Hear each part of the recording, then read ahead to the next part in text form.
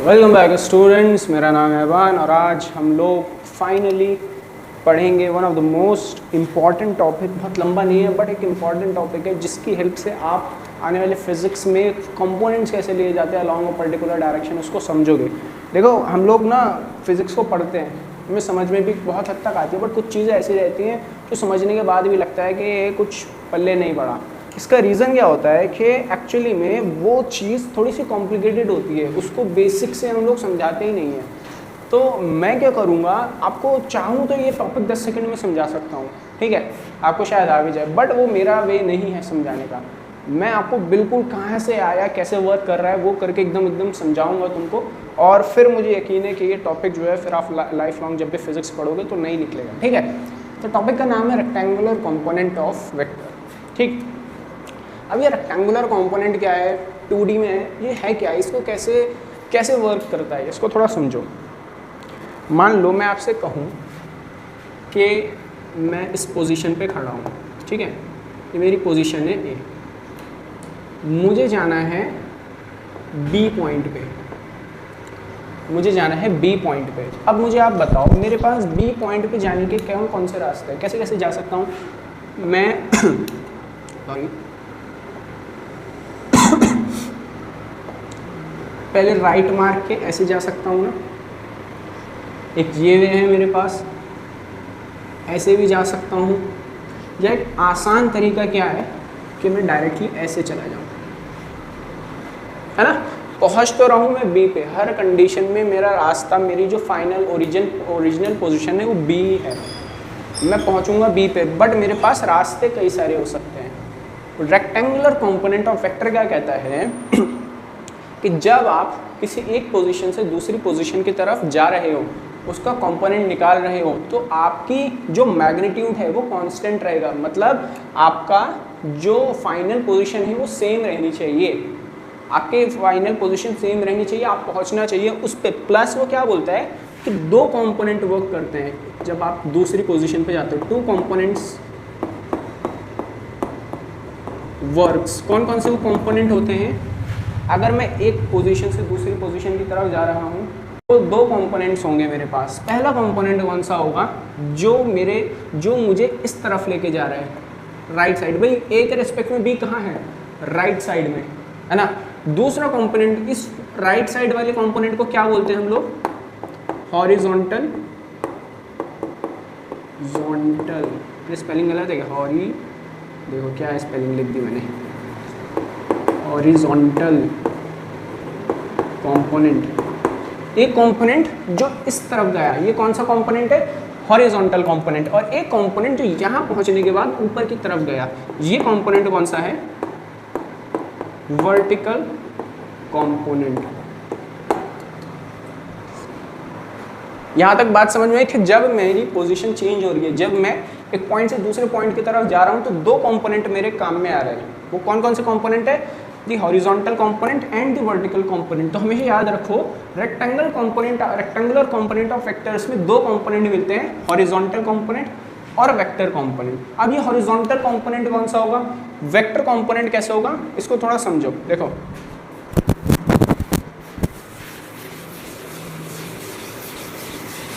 इसको ग्राफ की हेल्प से समझो।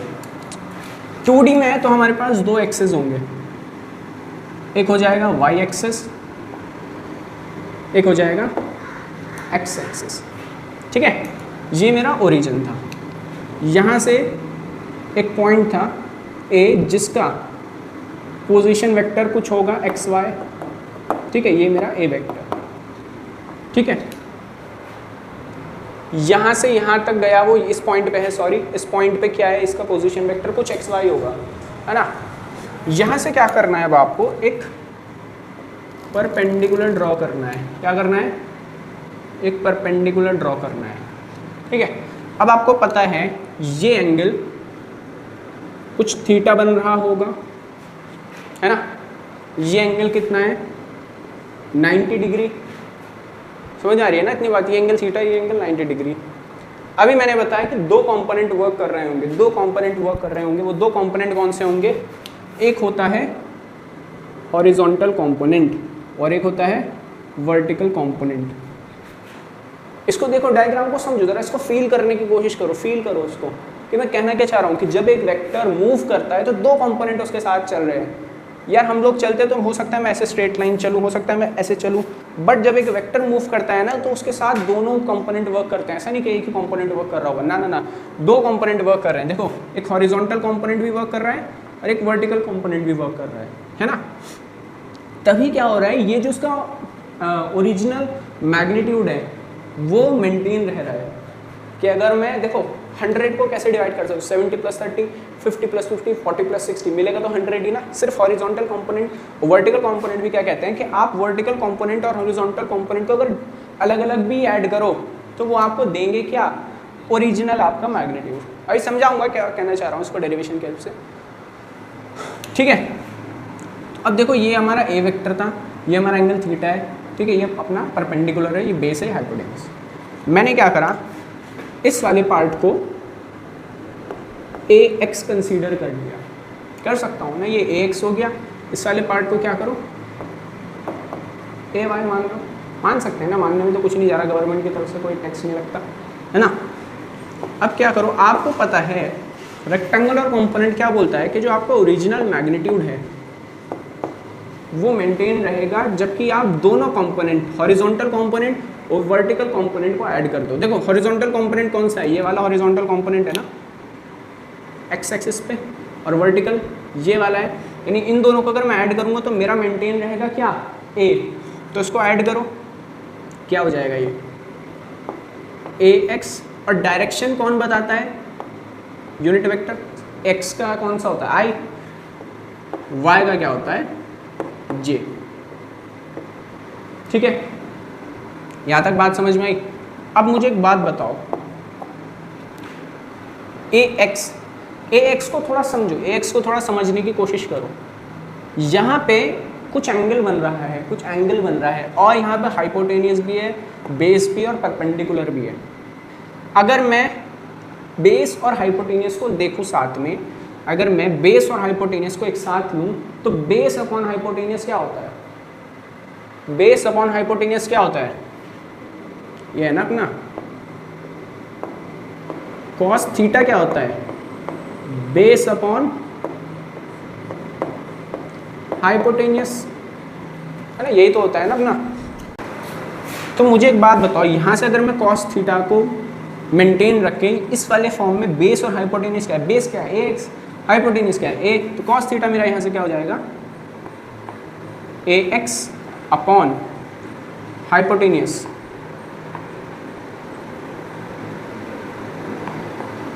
a, ठीक है, वेक्टर में ऐसा, समझे। इसी तरह से साइन का कंपोनेंट क्या हो जाएगा, दिख रहा है क्या इधर, हाँ दिख रहा है, चलो फिर भी इधर कर देता हूं मैं। साइन का कंपोनेंट क्या हो जाएगा, साइन क्या होता है, perpendicular upon hypotenuse, perpendicular is ay, hypotenuse is again a, समझे। अब यहां से अगर तुम इन दोनों को सब्जेक्ट बनाओ, देखो हॉरिजॉन्टल, मुझे हॉरिजॉन्टल कंपोनेंट निकालना है, मुझे जानना है मेरा हॉरिजॉन्टल कंपोनेंट है क्या एक्चुअली में। तो यहाँ से अगर मैं हॉरिजॉन्टल कंपोनेंट ax को सब्जेक्ट में ना लूँ तो मुझे क्या मिलेगा, ax क्या हो जाएगा मेरा, a इंटू कॉस थीटा,